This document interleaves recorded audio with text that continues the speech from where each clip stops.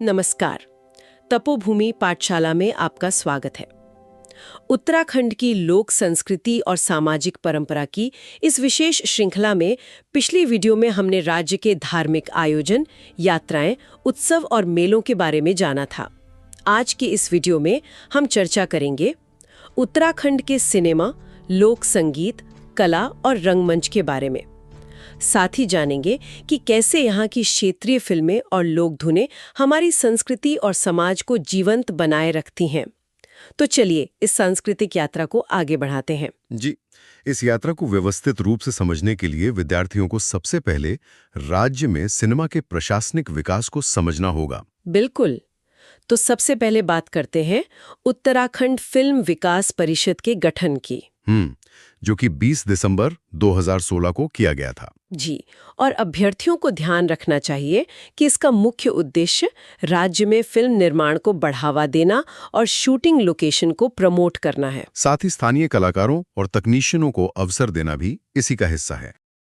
और single window clearance व्यवस्था लागू करना भी, जिससे राज्य वास्तव में एक फिल्म फ्रेंडली स्टेट बन सके। अब अगर प्रशासनिक कदमों में हम राज्य फिल्म नीति की ओर बढ़ें, जी, तो उत्तराखंड सरकार द्वारा पहली औपचारिक फिल्म नीति वर्ष 2015 में लागू की गई थी। और इस 2015 की नीति का उद्देश्य फिल्म उद्योग को राज्य की ओर आकर्षित करने की बस एक शुरुआत करना था। फिर इसके बाद नई फिल्म नीति 2019 में आई, जिसमें सिंगल विंडो सिस्टम के तहत 7 दिन में शूटिंग अनुमति देने का प्रावधान किया गया। इसका लक्ष्य क्षेत्रीय फिल्मों को प्रोत्साहन देना और राज्य में निवेश आकर्षित करना था। वर्तमान परिदृश्य को देखें तो फिल्म नीति 2024 के महत्वपूर्ण अपडेट को समझना श्रोताओं के लिए जरूरी है। बिल्कुल। इसके तहत गढ़वाली, कुमाऊनी और जौनसारी फिल्मों के लिए सब्सिडी 2.5 लाख से बढ़ाकर सीधे 2 करोड़ रुपए कर दी गई है। और साथ ही 8वीं अनुसूची की 22 भाषाओं में शूटिंग पर सब्सिडी भी 1.5 करोड़ से बढ़ाकर 2 करोड़ रुपए कर दी गई है। और फिल्म में स्थानीय कलाकारों तथा तकनीशियनों को शामिल करने पर अधिकतम 10 लाख रुपए का प्रोत्साहन अलग से दिया जाएगा। इसके अलावा फिल्म संस्थानों में छात्रवृत्ति के तहत SC, ST और OBC को 75% की छूट और सामान्य वर्ग को 50% की छूट दी गई है, जो स्पष्ट करता है कि सरकार क्षेत्रीय संस्कृति और युवाओं को आगे बढ़ाने पर जोर दे रही है। सही कहा। तो अब उत्तराखंड की प्रारंभिक फिल्मों पर आते हैं। जी, राज्य की पहली गढ़वाली फिल्म जगवाल थी, जो 1983 में रिलीज हुई थी। श्रोताओं को याद रखना चाहिए कि इसके निर्माता और नायक पारेश्वर गौड़ तथा नायिका कुसुम बिष्ट थीं। बिल्कुल। ये गढ़वाली सिनेमा की शुरुआत और क्षेत्रीय पहचान का पहला सशक्त प्रयास था। इसके बाद दूसरी गढ़वाली फिल्म कभी सुख कभी दुख थी, जो 1984-85 में आई थी। और जिसके निदेशक बिंदेश नौटियाल थे। यह मुख्य रूप से एक सामाजिक विषय पर आधारित फिल्म थी। और अगर सबसे सफल गढ़वाली फिल्म की बात करें तो वो घर जबई रही। जी, 1985-86 में, जिसके निर्माता विश्वेश्वर दत्त नौटियाल और निर्देशक तरन तारन थे। इस फिल्म ने व्यावसायिक रूप से ऐतिहासिक सफलता प्राप्त की। ये दिल्ली के संगम सिनेमा हॉल में 19 सप्ताह तक चली थी। कुमाऊनी सिनेमा के सफर पर नजर डालें तो पहली कुमाऊनी फिल्म मेगा आ थी, जो वर्ष 1987 में बनी थी, जिसके निर्देशक काका शर्मा और निर्माता जीवन सिंह बिष्ट थे। जी, और इस पहली फिल्म के बाद कुमाऊनी सिनेमा में दूसरी फिल्म के रूप में चेली का निर्माण किया गया था। जौनसार क्षेत्र की बात करें, जो अपनी अनूठी संस्कृति के लिए जाना जाता है, तो वहाँ की पहली फिल्म मेरा गांव की बाट है। और जौनसार क्षेत्र की ही संस्कृति को सहेजने वाली एकमात्र महत्वपूर्ण डॉक्यूमेंट्री फिल्म का नाम चालदा जात्रा है। अन्य महत्वपूर्ण फिल्मों में वर्ष 1997 में आई चक्रचाल का नाम प्रमुख है, जो भूकंप जैसे गंभीर विषय पर आधारित थी और इसके निर्देशक नरेंद्र गुसाई थे। हाँ, और वर्ष 2003 में एक फिल्म आई थी जीतू बगड़वाल, जिसके निर्माता बलविंद्र थे, जिसने ऐतिहासिक लोकनायक को पर्दे पर जीवंत किया।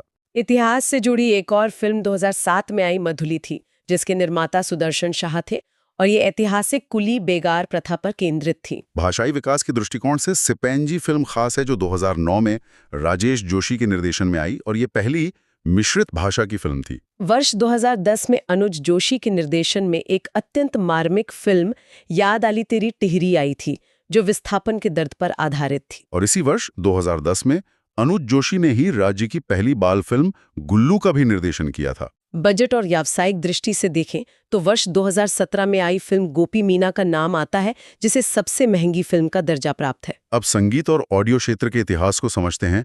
राज्य की पहली ऑडियो कंपनी होने का श्रेय के सीरीज को जाता है। और संगीत के दृश्य श्रव्य विकास में पहला गढ़वाली म्यूजिक वीडियो झुम्पा था, जो 1988 में रिलीज हुआ था, जिसके निर्देशक गणेश वीरान और छायाकार डॉक्टर ओपी जमलोकी थे। इसी क्रम में राज्य की पहली गढ़वाली वीडियो फिल्म का नाम समलौन है, जिसका निर्माण एच.एस. रावत ने किया था। कुछ विशेष तथ्यों पर ध्यान दें तो वर्ष 1990 में स्वर कोकिला लता मंगेशकर ने रैबार फिल्म में अपनी आवाज दी थी। बिल्कुल। और रंगमंच की गहरी जड़ों की बात करें तो कुमाऊं में अल्मोड़ा शैली की रामायण का प्रारंभ वर्ष 1860 में ही हो गया था। संस्थागत कला संरक्षण में वर्ष 1968 का महत्व है, जब मोहन उप्रेती ने दिल्ली में पर्वतीय कला केंद्र की स्थापना की थी। आधुनिक दौर और ऑस्कर जीत की बात करें तो वर्ष 2023 में द एलिफेंट विस्परर्स को बेस्ट डॉक्यूमेंट्री शॉट का ऑस्कर पुरस्कार मिला था। हाँ, और इसमें पौड़ी के करण थपलियाल ने सिनेमेटोग्राफर के रूप में कार्य किया था, जिससे राज्य की तकनीकी प्रतिभा को वैश्विक मंच पर पहचान मिली। चर्चित फिल्मों में पातालती एक बहुत महत्वपूर्ण नाम है, जो भोटिया जनजाति की लोक कथा पर आधारित है और जिसकी शूटिंग रुद्रप्रयाग तथा चमोली में हुई। संतोष रावत द्वारा निर्देशित इस फिल्म का चयन बुसान फेस्टिवल में हुआ और इसके सिनेमेटोग्राफर सतीश कुमार को राष्ट्रपति द्वारा सम्मानित किया गया। सामाजिक मुद्दों पर बनी फिल्मों में वर्ष 2024 की कन्नू का नाम आता है, जिसके निर्माता संजय सानवाल हैं और ये बाल श्रम द शिक्षा पर केंद्रित है। इस फिल्म को बांग्लादेश क्राउन अवार्ड्स में best international film, best story और बेस्ट स्क्रीन प्ले के पुरस्कारों से नवाजा गया है। वर्ष 2023 में आई फिल्म एक था गांव पलायन विषय पर आधारित है, जिसकी निर्माता और निर्देशक सृष्टि लखेरा हैं। और खाली होते गांवों की इस कहानी को राष्ट्रीय फिल्म पुरस्कारों में बेस्ट नॉन फीचर फिल्म का सम्मान प्राप्त हुआ।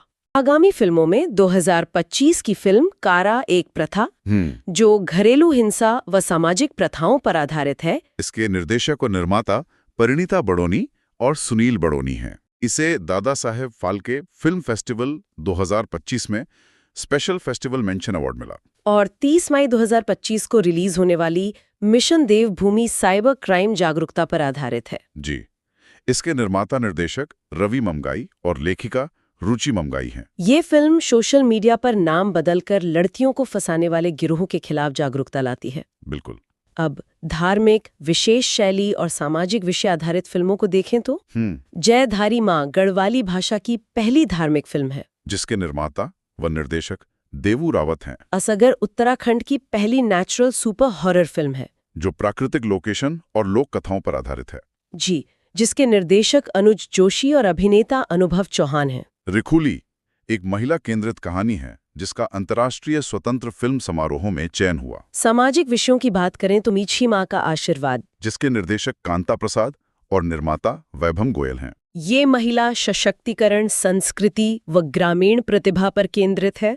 और मधुली जो 2007 में आई थी, वो कुली बेगार प्रथा पर आधारित है। और 1300 1994 के रामपुर तिराहा कांड पर आधारित है। जी, जो राज्य आंदोलन पर हैं और इसके निर्माता निर्देशक अनुज जोशी हैं। अवार्ड्स एवं सम्मान की बात करें तो यंग उत्तराखंड सिने अवार्ड की शुरुआत 2009 में हुई थी। और 2024 में सर्वश्रेष्ठ फिल्म का पुरस्कार बथोई सुबेरो घाम दो को मिला। और सर्वश्रेष्ठ अभिनेता का पुरस्कार राजेश नौगाई को मिला। मोस्ट ट्रेंडिंग सॉन्ग गुलाबी सरारा रहा और सर्वश्रेष्ठ गीतकार डॉक्टर गुंजन जोशी चुने गए। सर्वश्रेष्ठ गायक का पुरस्कार सौरभ मैठाणी को गीत पहाड़ों को रेवासी के लिए मिला। और सर्वश्रेष्ठ महिला गायिका का पुरस्कार ममता आर्य को मिला। वहीं life time achievement Swashri Ghananand जी को प्रदान किया गया। डॉक्यूमेंट्री की श्रेणी में मोती बाग के निर्देशक निर्मल चंद्र डंडेरियाल हैं। ये पौड़ी गढ़वाल के ग्राम संगुड़ा, जो कालजी खाल में है, वहां के 83 वर्षीय किसान विद्यादत्त शर्मा पर आधारित है। जी,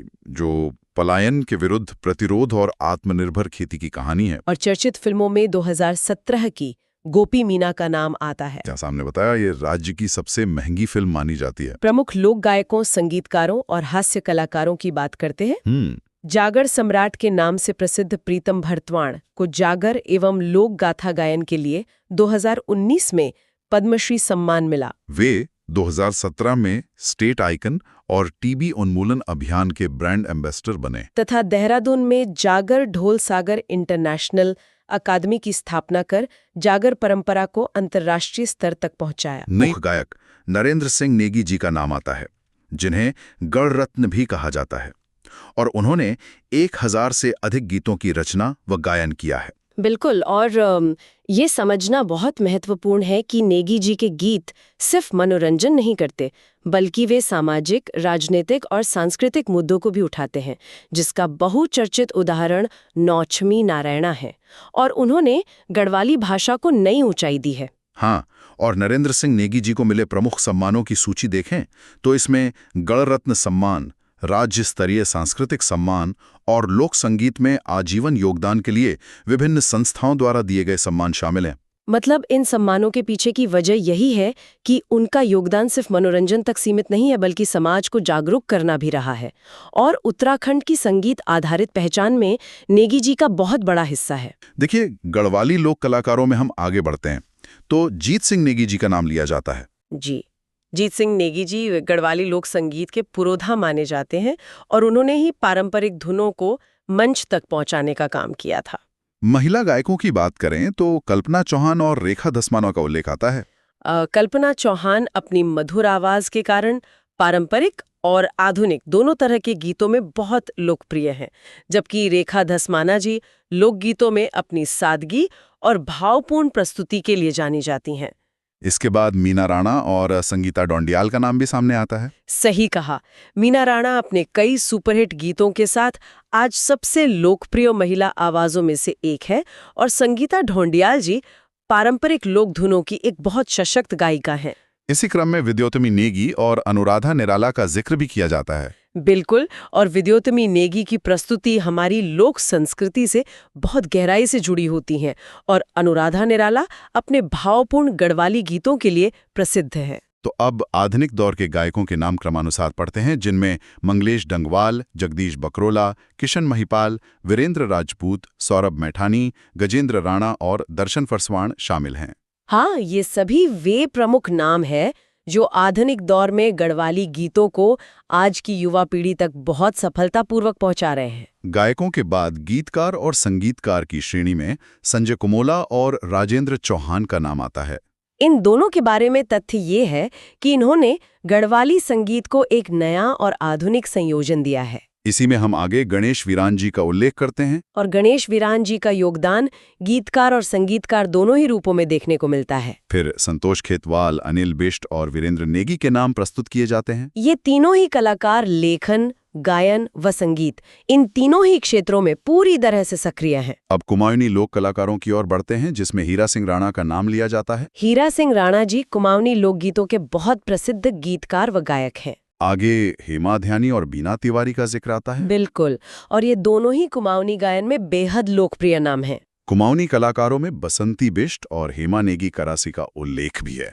इस बिंदु को थोड़ा विस्तृत करें तो पद्मश्री सम्मानित बसंती बिष्ट जागर परंपरा की सशक्त प्रतिनिधि हैं, और हेमा नेगी करासी ने जागर गायन को मंचीय पहचान दिलाई है। अब जौनसारी एवं अन्य क्षेत्रीय कलाकारों की बात करते हैं, और इसमें फकीरा सिंह चौहान और जगत राम वर्मा का नाम आता है। ये दोनों जौनसारी लोकगीतों के प्रमुख गायक हैं जो इस संस्कृति को आगे बढ़ा रहे हैं। महिला गायिकाओं में शांति वर्मा और रिश्मा शाह का नाम लिया जाता है। हाँ, और ये जौनसारी लोक गायन में प्रमुख महिला स्वर के रूप में जानी जाती हैं।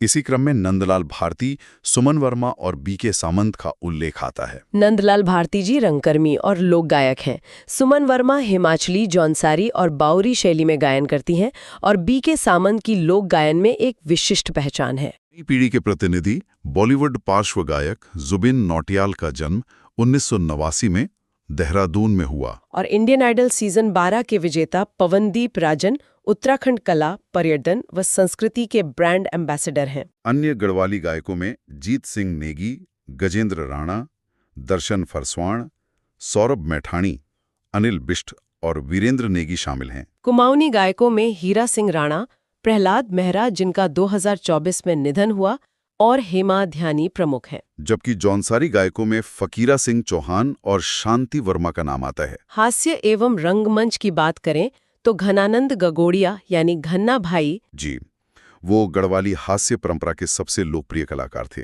उनका जन्म 1953 में पौड़ी में हुआ था। उन्होंने रेडियो, दूरदर्शन और घर जवाई, चक्रचाल, जीतू बगड़वाल जैसी फिल्मों में अभिनय किया। और 11 फरवरी 2025 को उनका निधन हो गया। जी। चित्रकला, मूर्तिकला और ढोल सागर परंपरा पर चर्चा करें तो रणवीर सिंह बिष्ट पहाड़ी लोक जीवन चित्रों के लिए प्रसिद्ध हैं। वे कला क्षेत्र में पद्मश्री पाने वाले राज्य के प्रथम व्यक्ति हैं, जो उन्हें 1991 में मिला। पर्वतारोही, लेखक और फोटोग्राफर अनूप शाह को 2019 में पद्मश्री मिला। उनकी कुमाऊं हिमालय पर पिक्टोरियल पुस्तकें प्रसिद्ध हैं। मुक्तेश्वर निवासी हेमलता कबडवाल ने नई संसद भवन के पीपल्स हॉल में एम्पण चित्रकला उकेरी है।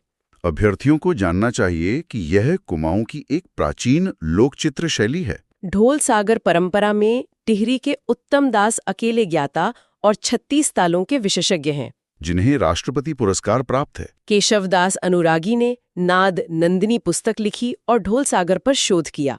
और इनके नाम पर लोक संगीत पुरस्कार दिया जाता है। लोक संगीत के पितामह और अन्य महत्वपूर्ण व्यक्तित्वों को देखें तो चंद्र सिंह राही का जन्म 1942 में पौड़ी में हुआ था। वे जागर, चौफला और झोड़ा गायक थे और 1986 में उन्हें साहित्य कला अवार्ड मिला था। उन्हें ही उत्तराखंड लोक संगीत का पितामह कहा जाता है। अन्य प्रमुख हस्तियों में पर्वतीय कला केंद्र जो 1968 में बना था, वहां के मोहन उप्रेती और जागर गायिका बसंती बिष्ट शामिल हैं। साथ ही एम्पण कलाकार हेमलता कबडवाल, जी, चीड़ की छाल पर कारीगरी करने वाले जीवन चंद्र जोशी और लाठी आर्ट से जुड़ी कंचन जदली महत्वपूर्ण हैं।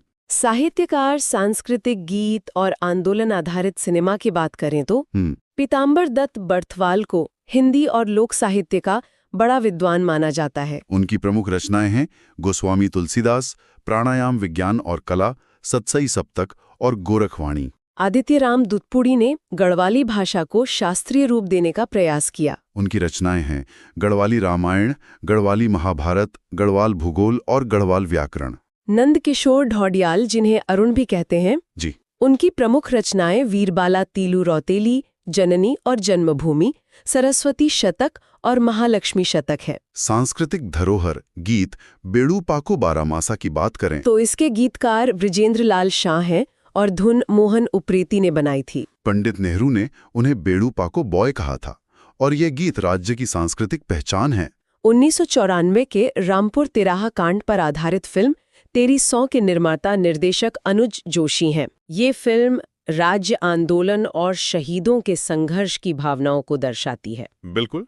सामाजिक विश्लेषण और विशेष फिल्मों का उल्लेख करें तो उत्तराखंड की अधिकांश फिल्में विशेष विषयों पर आधारित हैं, जैसे पलायन पर एक था गांव, कुली बेगार पर मधुवाली और नशा समस्या पर सुबेरो घाम। महिला सशक्तिकरण पर मीठी माँ को आशीर्वाद, साइबर अपराध पर मिशन देवभूमि। जी, लोक कथा पर पातालती और आपदा पर हिमवीर बनी है। इससे निष्कर्ष निकलता है कि यहाँ का सिनेमा मनोरंजन से अधिक संदेश प्रधान है। विशेष उल्लेखों में केदारनाथ आपदा और आईटीबीपी के बचाव कार्य पर आधारित फिल्म हिमवीर शामिल है। 2024 की फिल्म पितरकुड़ा गढ़वाली संस्कृति, पारिवारिक रिश्ते व सामाजिक मुद्दों पर आधारित है। पहली जौनसारी फीचर फिल्म मैरवे गांव की बाट है, जो स्थानीय जीवन व परंपरा को दर्शाती है। और पारंपरिक भूकंपरोधी भवनों पर आधारित कोटी बनाल को जी सेलिब्रेटिंग हिमालयाज श्रेणी में सर्वश्रेष्ठ फिल्म चुना गया। सही कहा।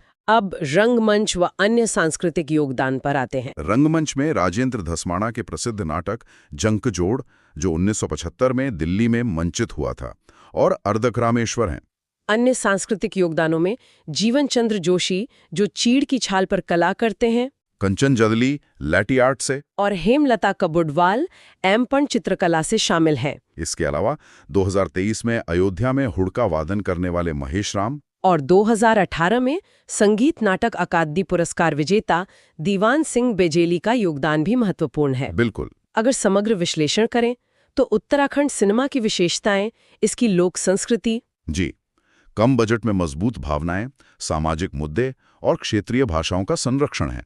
वहीं इसकी चुनौतियां सीमित बजट, सीमित वितरण नेटवर्क और तकनीकी संसाधनों की कमी है। भविष्य की बात करें तो फिल्म नीति 2024 से बड़े बदलाव की उम्मीद है।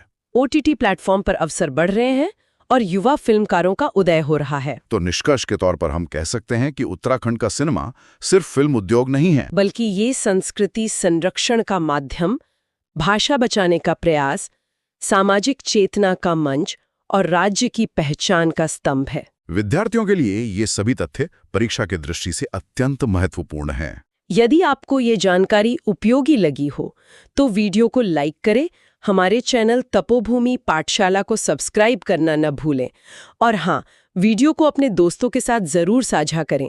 मिलते हैं एक और नई वीडियो में, तब तक के लिए।